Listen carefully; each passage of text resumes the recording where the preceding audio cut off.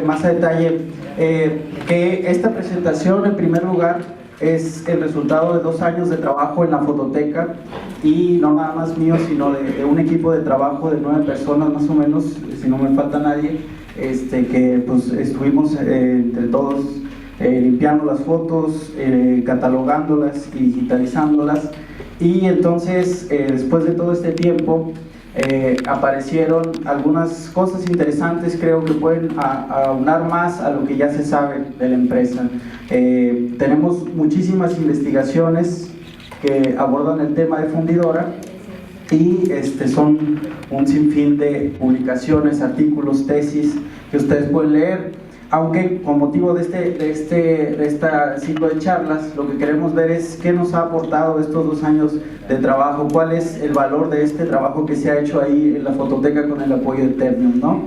En primer lugar, esta es una imagen del blog de Fermín Telles, que supe hace poco que estaba malo de salud, esperemos que se haya recuperado, y que nos habla del paso del tiempo, ¿no? Y de la imagen que queda de Fundidora.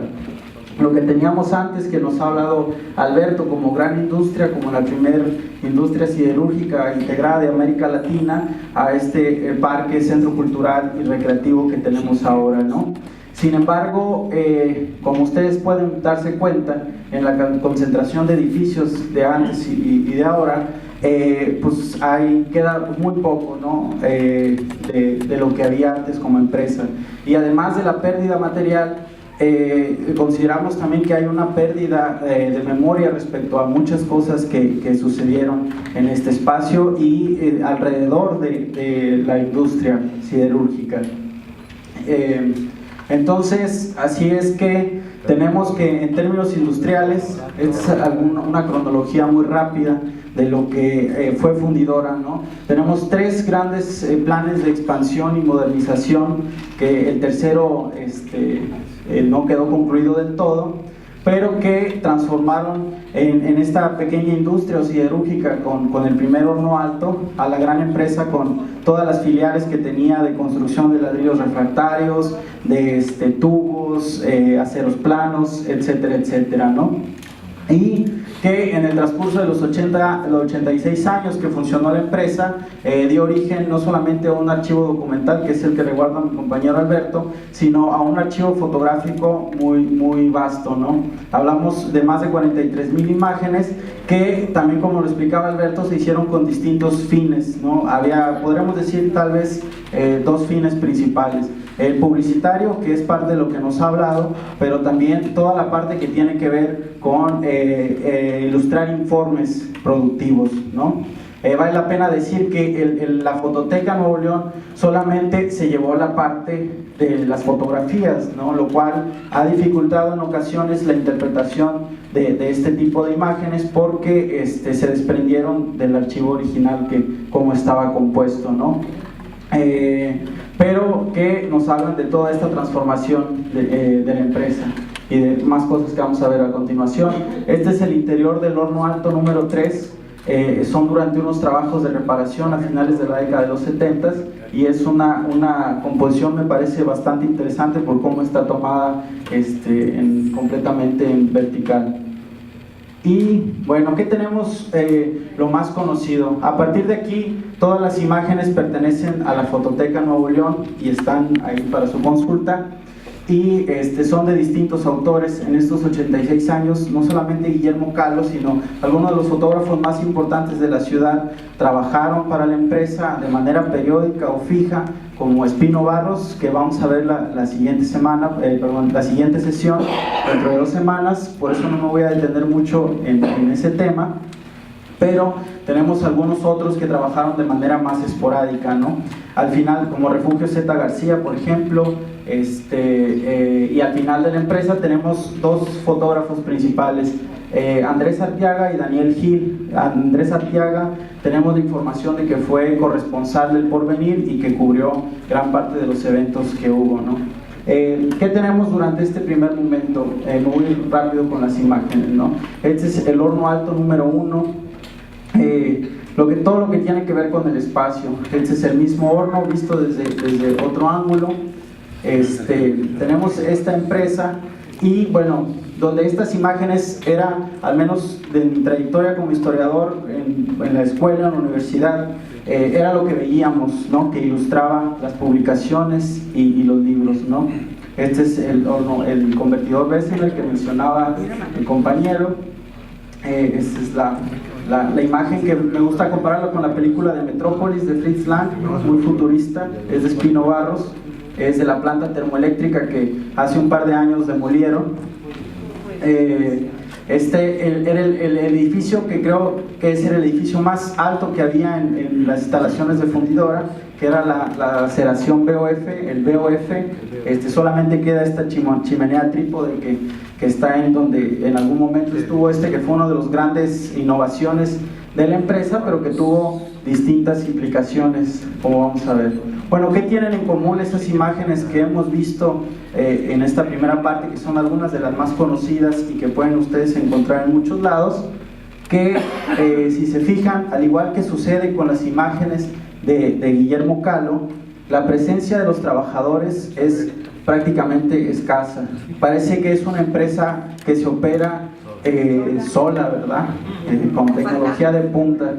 Entonces es así que nos empezó a llamar la atención en el trabajo de catalogación esta otra parte que tiene que ver con estos sujetos que además ahí siguen todavía, ¿no? Aquí están en la ciudad, y que cuando empezamos a trabajar en la catalogación de estos archivos, bueno, pues lo poco que nosotros podíamos leer respecto a los procesos del acero, ¿no? Que es lo que se hacía en la empresa, no se compara con la experiencia de alguien que trabajó décadas en esos espacios.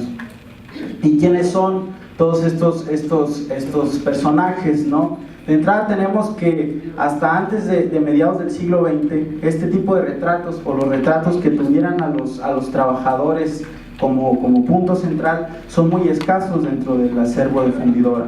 La mayoría, como bien lo mencionaba Alberto Casillas, son tomas muy preparadas, muy cuidadas, entonces era montar toda una escenografía para hacer este tipo de tomas. Esta toma de Eugenio Espino Barros son trabajadores de la fábrica de alambre, donde si tuvieron la oportunidad de leer el artículo que enviamos por correo para el ciclo, en mi artículo, en mi participación, destaco algunos elementos que considero importantes de esta toma. De entrada, la disposición, la vestimenta de los trabajadores, que nos deja ver un grado de especialidad de los trabajos, ¿no? Entre lo que podemos ver como los superiores y el resto de los empleados. Otra cosa que me llamó mucho la atención para escribir el artículo fue la presencia de este diario, no un diario como en el bolsillo, una publicación, porque a diferencia de los obreros que vimos retratados con Guillermo Kahlo de principios del siglo XX, el índice de analfabetismo era altísimo, ¿no? Era muy difícil que un obrero supiera leer a principios del siglo XX. En cambio, ya hacia 1950 tenemos no solamente que saben leer, sino que saben hacer muchas cosas, y que el conocimiento adquirido a lo largo de estos 50 años de trabajo no solamente los beneficiaba a ellos, ¿no? Sino también a las distintas áreas de la empresa.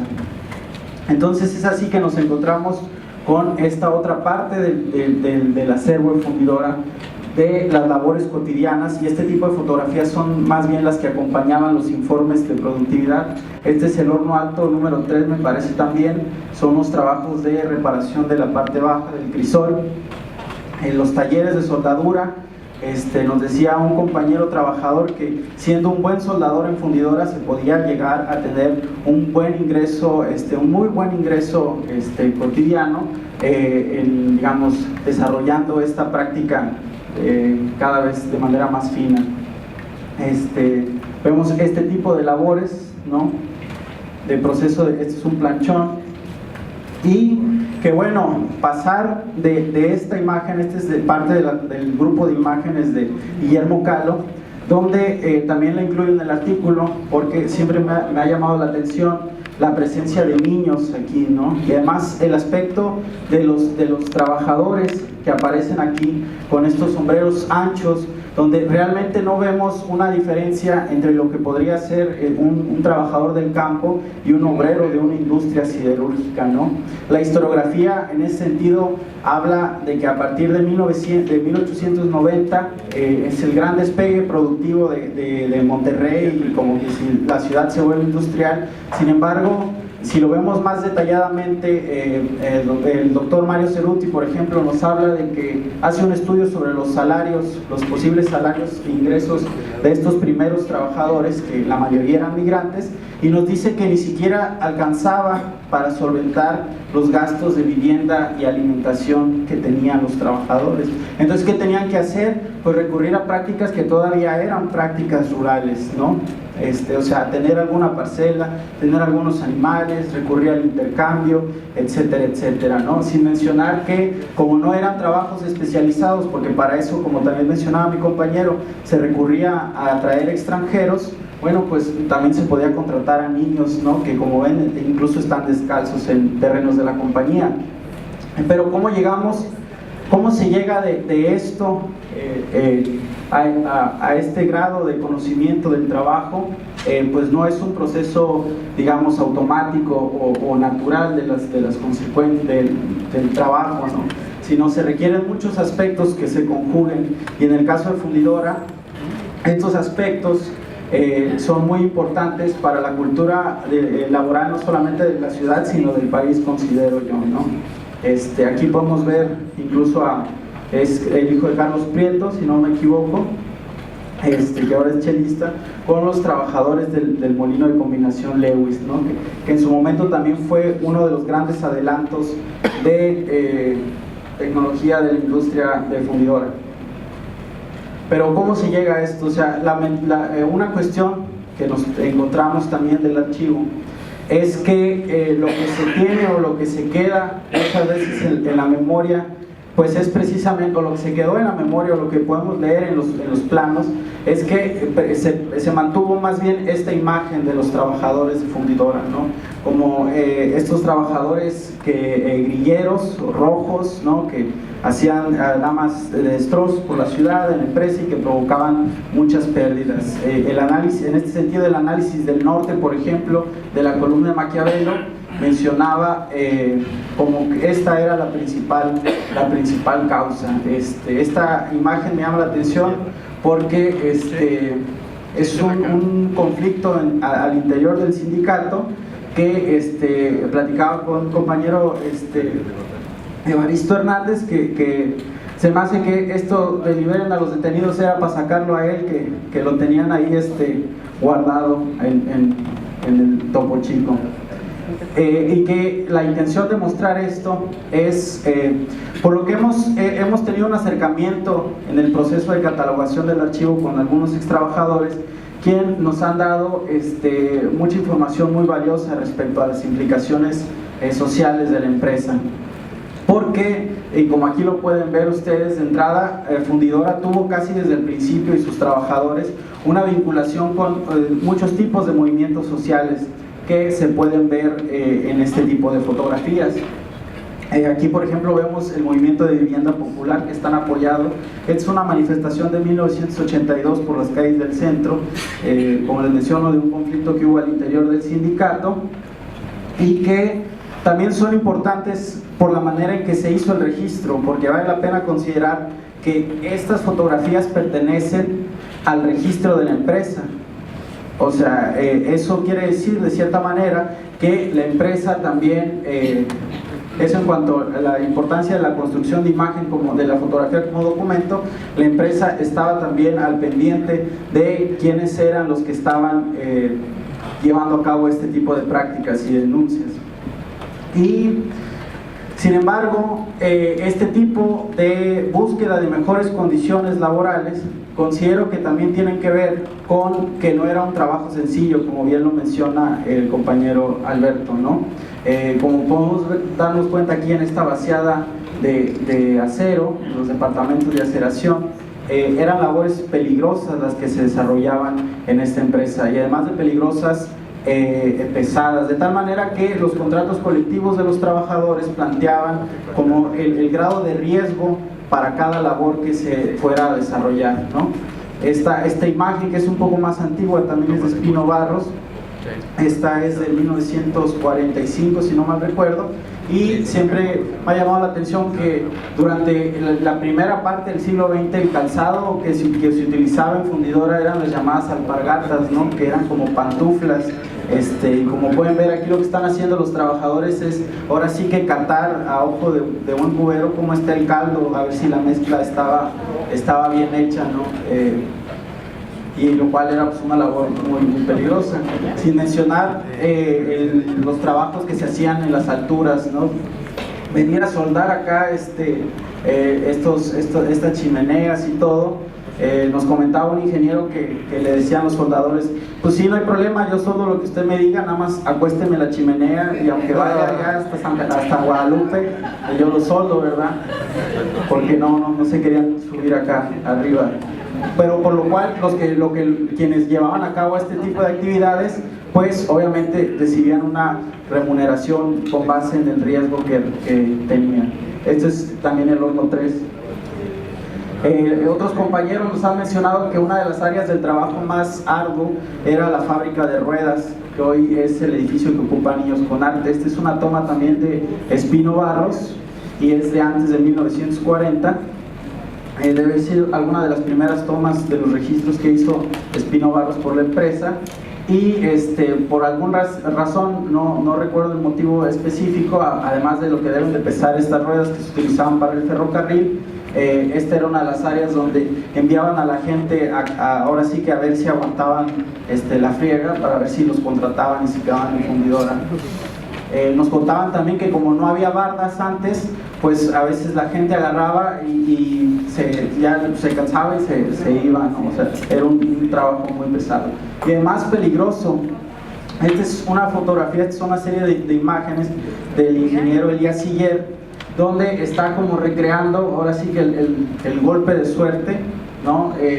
Porque este cable, que no recuerdo el peso, sí me lo habían comentado un ingeniero compañero del ingeniero Siller, golpeó su casco de seguridad, ¿no? Entonces afortunadamente tenía el casco, porque como podemos ver hizo una hendidura que seguramente hubiera causado un daño muy grave, ¿no? Tenemos otro tipo de registros dentro del archivo poco conocidos, que es respecto a los accidentes laborales, ¿no? Aquí no está quemado, sino está más bien como tiznado el trabajador, pero como podemos ver, por la expresión, pues, debe haber estado cerca, ¿no? No todos corrieron con tanta suerte, porque, y quisiera aquí aprovechar para agradecer la presencia de Esteban Ovalle, porque es gracias a él, un ex trabajador de fundidora, que tenemos mucha de la información que ellos mismos han adquirido, han ido juntando respecto a cómo eran las labores en la empresa.